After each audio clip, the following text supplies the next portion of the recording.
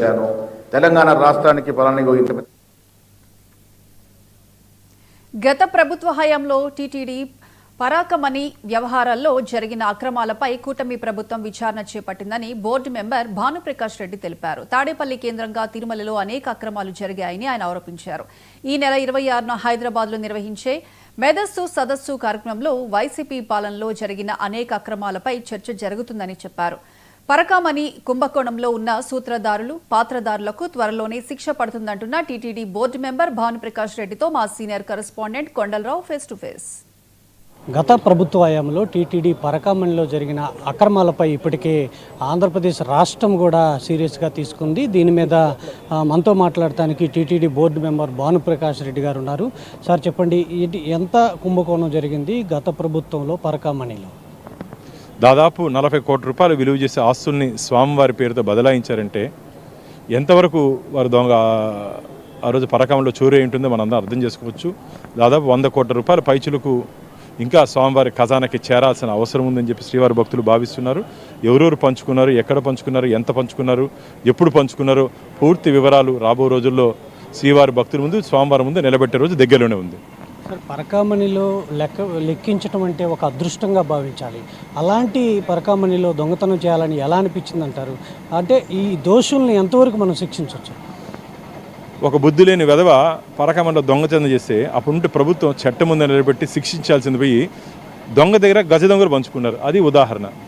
గత ప్రభుత్వంలో పోలీస్ అధికారుల నుంచి తీవ్ర ఒత్తిడి వచ్చిన కారణంగా ఈ కేసులు మేము రాజీపోయామంటే దీంట్లోనే అర్థమైపోయింది. ఆ రోజు ఐపీసీ సెక్షన్లు పనిచేయలేదు, వైసీపీ సెక్షన్లు పనిచేసేదానికి ఉదాహరణ ఇదే. గత చైర్మన్ చెప్తున్నాడు ఏమీ జరగలేదు, రాష్ట్ర ప్రభుత్వం కావాలని అర్థం చేస్తుందని చెప్తున్నాడు. అంటే ఆయన హయాంలోనే ఇది జరిగింది, అయినా ఎందుకు అలా బుకాయిస్తున్న పరిస్థితి కనపడుతుంది? అబద్ధాలకు కేర్ ఆఫ్ అడ్రస్ భూమన గారు.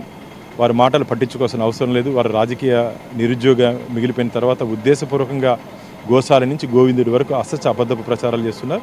రాబో రోజుల్లో ఎవరు ఎక్కడ తప్పు చేస్తారు అన్ని సాక్ష్యాధారాలతో పాటు మేము శ్రీవారి భక్తుల ముందు, చట్టం ముందు ఇవ్వబోతున్నాం. దీని మీద మేధావుల సదస్సు కూడా జరగవచ్చు అని చెప్తున్నారు. హైదరాబాద్లో ఎప్పుడు జరుగుతుంది, దానికి ఎంతమంది వస్తున్నారు, ఎవరెవరు దానికి హాజరవుతున్నారు? మేధావుల సదస్సు ఆదివారం ఉదయం తాజ్ డెక్కన్లో ఉదయం 10 నుంచి మధ్యాహ్నం 1 గంట వరకు మేము నిర్వహించుకుంటున్నాం. దీంట్లో ఎల్వి సుబ్రహ్మణ్యం గారు మాజీ ఈఓ, అలాగే గవర్నమెంట్ ఆఫ్ ఆంధ్రప్రదేశ్కి చీఫ్ సెక్రటరీగా పనిచేశారు. జేడీ లక్ష్మీనారాయణ గారు జాయింట్ డైరెక్టర్ సిబిఐ వారు పనిచేశారు. కేవీ చౌదరి గారు చీఫ్ విజిలెన్స్ సివిసి కమిషనర్గా పనిచేశారు. రంజనా గారు ఇండియన్ బ్యాంక్ సిఎండీగా పనిచేశారు. చిలుకూరు రంగరాజన్ స్వామివారు, అలాగే అన్నమయ్య వంశీకులు రాఘవాచార్యులు గారు, ఇంకా చాలామంది మేధావులు, విశ్వ హిందూ పరిషత్ నుంచి పెద్దలు, చాలామంది మేధావులు దీంట్లో పాల్గొనబోతున్నారు. ఇప్పటికే మీరు దాని మీద ఎక్కువ పోరాటం చేస్తున్నారు. ముఖ్యమంత్రి చంద్రబాబు నాయుడు కూడా కలిసి మీరు నివేదిక సమర్పించారు. ముఖ్యమంత్రి గారు మీతో ఏం చెప్పారు? ఎవరు తప్పించుకునే అవకాశమే లేదు. అందరినీ చట్టం ముందు నిలబెడతాం. స్వామివారి భక్తులు, స్వామివారి సొమ్ము తిన్న వాళ్ళని ఎవరిని వదిలే ప్రసక్తే లేదని చెప్పి ముఖ్యమంత్రి గారు చెప్పడం జరిగింది. మాకైతే గట్టి విశ్వాసం, నమ్మకం ఉంది. ఎవరు తప్పించుకోలేరు.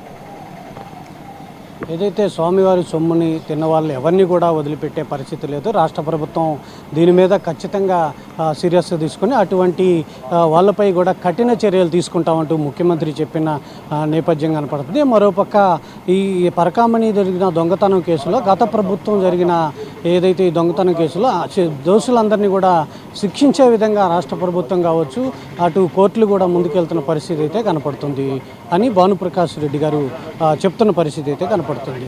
Camera person